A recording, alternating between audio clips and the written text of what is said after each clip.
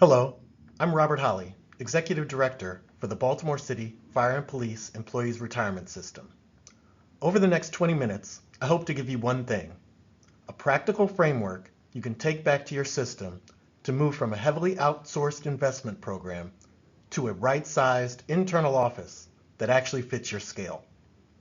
By the time we're done, you'll know how to look 3 to 5 years ahead at your assets under management and portfolio complexity, and then translate that into a concrete plan for using internal staff, working alongside your consultant, not against them, to improve both performance and governance.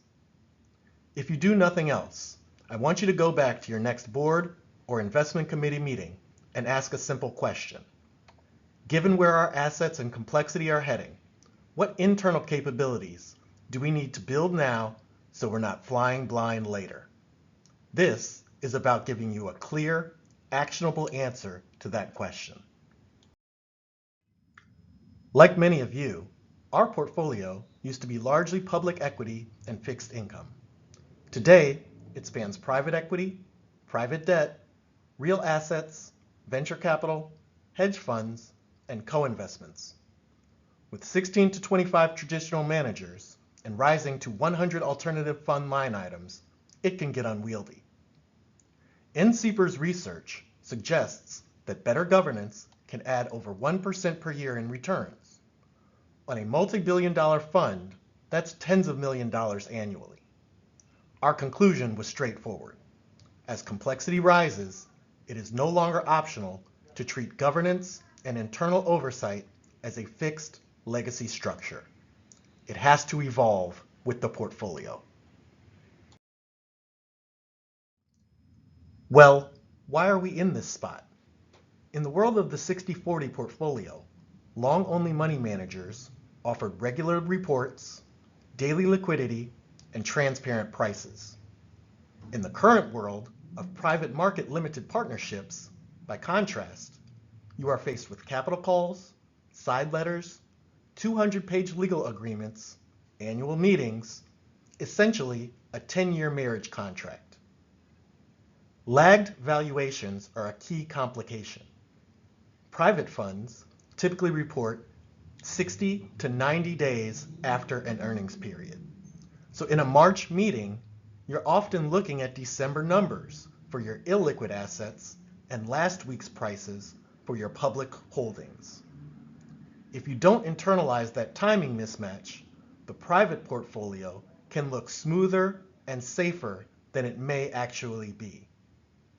A small, internal team that understands those lags and can explain them in plain English is critical to giving trustees a truthful picture of total fund risk and performance.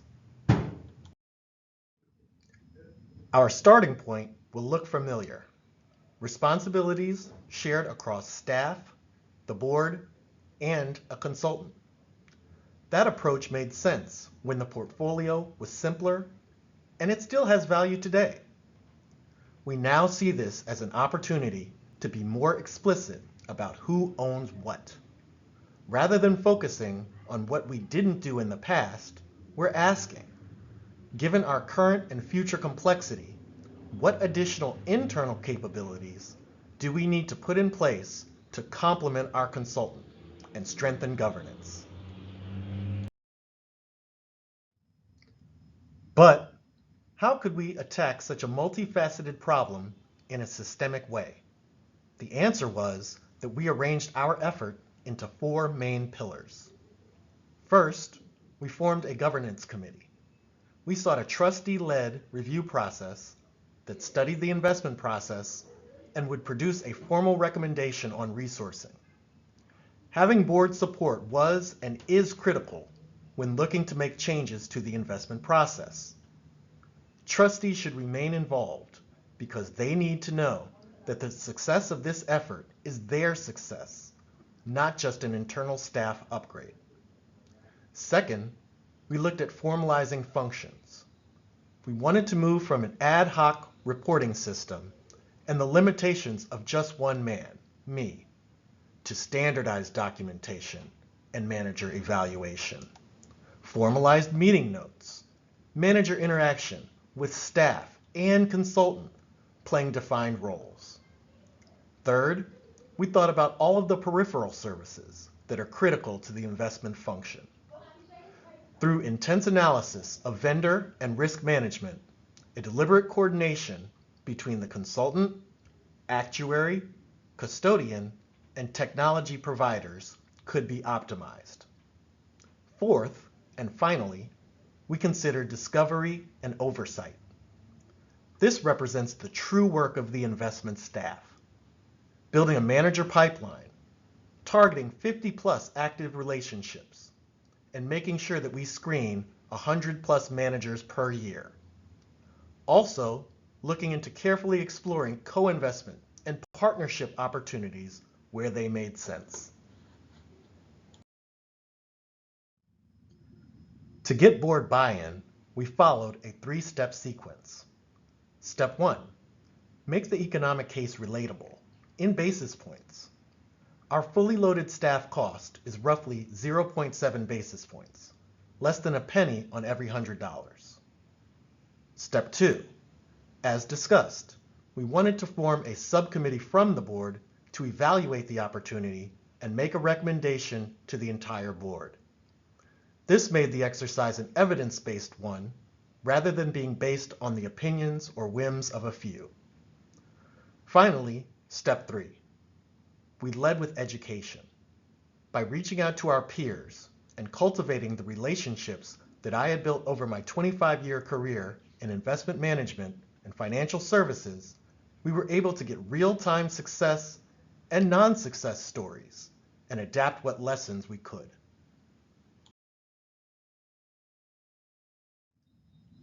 The Investment Office Committee's job is to independently validate whether an internal team makes sense for you and your fund. Its mandate is to benchmark peers, study best practices, and then deliver options, including do nothing, in a formal report. We propose a volunteer trustee committee. The number of senior staff and trustees can vary system to system. This model is easy to copy in your own system. You're not committing to a new structure. You're committed to a disciplined way of studying it. In our case, we gathered 4 trustees, myself, and our senior investment officer. This slide puts the cost of staff into context. At approximately 0.7 basis points of total assets under management, internal staff is inexpensive relative to the scale of the fund. Additionally, if a top quartile private equity manager generates a 1.8 times multiple on investment capital, and a median one generates just 1.7 times, on a $25 million commitment, the difference is about $2.5 million over the fund life. That's roughly $250,000 per year. One better decision like that can nearly pay for the entire internal team. That's the kind of math boards understand and can act on. By showing that a single better private equity decision can more than pay for the cost, we hopefully create a powerful incentive for the Board of Trustees to act. Having the framework in place is critical, but ultimately, you may need to invest in staff to execute that vision. I believe that all public plans face sector pay constraints. Our strategy is to compete on mentorship, access, and mission. New hires will get direct exposure across all asset classes and real responsibility on a roughly $4 billion portfolio much earlier in their careers. We offer ILPA training, LP-only forums, CFA and KAYA sponsorship, tuition reimbursement, and conference budgets, plus a mission, securing the retirements of our first responders. For the right candidate, that mix can outweigh a higher cash offer somewhere else. We also had to look at what size of staff made the right sense. When we compared ourselves to peers like Houston police officers' pension system Seattle City employees, Dallas employees, and Missouri Department of Transportation, we saw that funds in the $3.5 to $6 billion range typically employ 3 to 7 investment professionals. At $3.9 billion, we had 2. That made us an outlier, and this exercise brought that to our attention in a constructive way. The question for us became, how do we thoughtfully move closer to peer practice at our pace and given our constraints?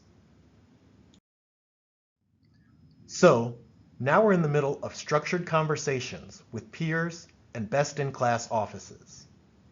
We're asking 4 categories of questions: governance and board dynamics, consultant relationship and sourcing, staffing and organizational design, and technology and infrastructure. These aren't theoretical interviews. We're asking very practical questions, like how did you sequence your hires? When did staff start leading manager sourcing? And which technology tools actually helped you manage those 100 plus fund relationships?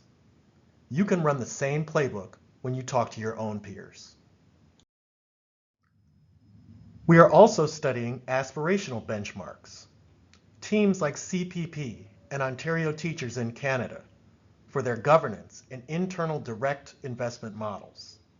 State of Wisconsin Investment Board for public sector talent strategy and internal trading systems.